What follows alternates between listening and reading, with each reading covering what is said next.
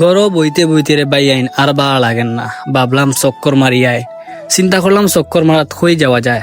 তারপর চিন্তা করলাম আমরা অত সুন্দর বাস টার্মিনাল আছে, ওটাও তোমার লগে শেয়ার করিলমু আর আমিও দেখিলমু।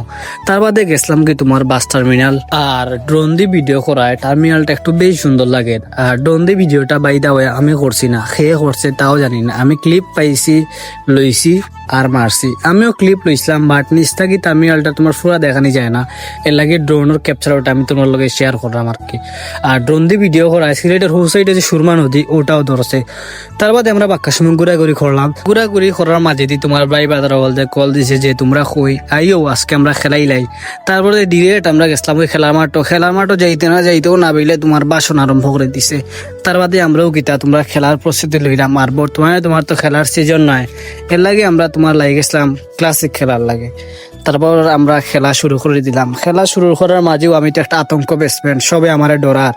তার বাদে লই লিছি তোমার বলাতো লইতেও সব তীর শৈল তোমার খাফা আরম্ভ হয়ে গেছে। কইলে এই তুই বোলিং করিস না।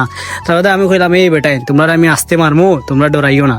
তার বাদে আর কি আমি বাচ্চিন্তর লগে তোমার সিরিয়াসলি খেলছি না, মজা করে খেলছি। সিরিয়াসলি খেললে তোমার একটাও ফাল্লানো অনেক।